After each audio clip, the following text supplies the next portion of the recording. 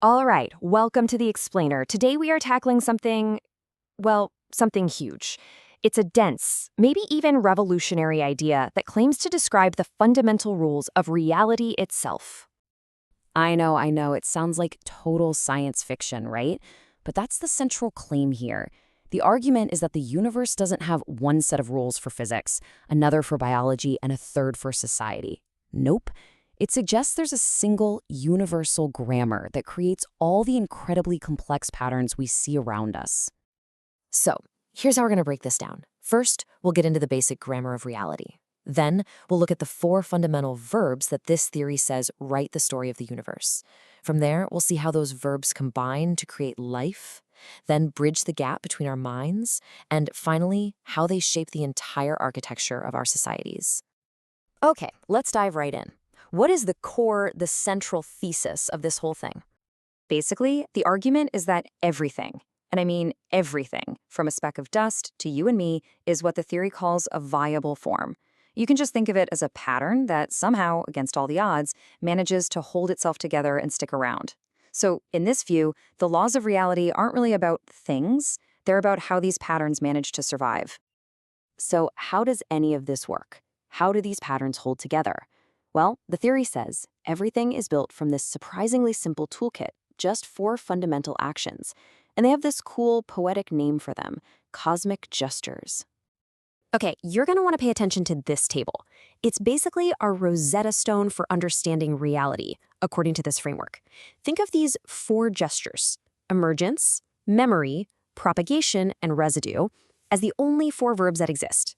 The claim is that every single process anywhere in the universe is just some combination of these four. So, first up, emergence. You can think of this as the universe's create button. It's the spark of novelty, the source of all new stuff. It's that quantum fluctuation that brings a particle into being, or the brand new idea that nobody's ever had before. It's the gesture that injects raw new potential into any system. Okay, next we've got memory. If emergence is create, then memory is the save or persist command. It's what gives patterns stability. It's what lets them hold their shape over time. It's basically cosmic inertia, the reason a rock tends to stay a rock. Then we have propagation, which is basically the share button for the universe. This is all about connection, communication, spreading patterns around. It's the light from a star traveling across the cosmos to reach your eye. It's an idea going viral. It's how information gets from one place to another. And finally, we get to residue. And this one is absolutely crucial. It's the hidden cost of everything, the universe's tax, if you will. It's the heat that escapes from an engine. It's the fact that our bodies age.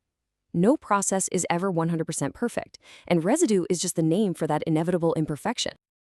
Okay, so we have our four building blocks: emergence, memory, propagation, and residue. Now let's see what happens when we start putting them together, scaling up from simple matter to the incredible complexity of life. This is where it gets really interesting. So, think about this. What's the real difference between how a rock stays stable and how a living cell stays stable? A rock is stable because of pure memory. Its pattern just kind of sits there passively. But a living cell? It's stable because it's in a constant, active fight against residue, against decay. And there's a fancy word for this constant, active self-repair: autopoiesis. All it really means is a pattern that is organized to keep itself alive, to constantly rebuild itself by pulling in energy to counteract that decay. And according to this theory, that's it. That's the definition of life. So this is the big takeaway, right? Life isn't a static thing. It's this nonstop process, this dynamic cycle. Residue is always trying to break the system down. So to stay viable, a living thing has to use emergence to grab new energy, then use its memory and propagation to repair itself. Life is just this beautiful, continuous balancing act. All right, so we've gone from particles all the way up to life. But what happens when these living things, like you and me, try to talk to each other? We're scaling up again, from biology to the tricky space that exists between our minds. Well, the theory starts with a pretty profound and maybe a little lonely idea. You can't actually know what's going on in my head, and I can't know what's in yours.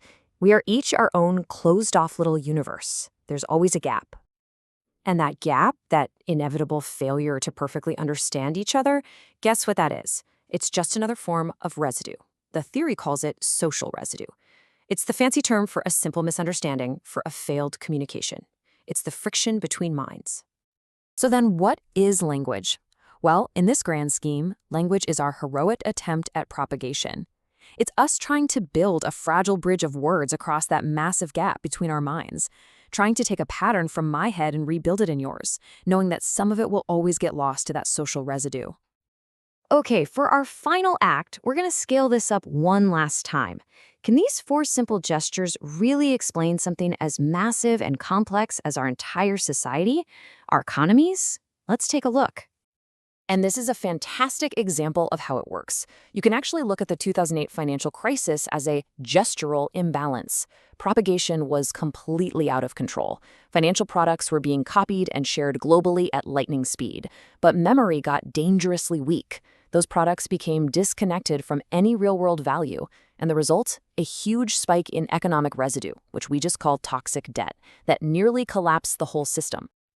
And there you have it. From a tiny cork to a living cell, all the way up to a global civilization, it's all the same story.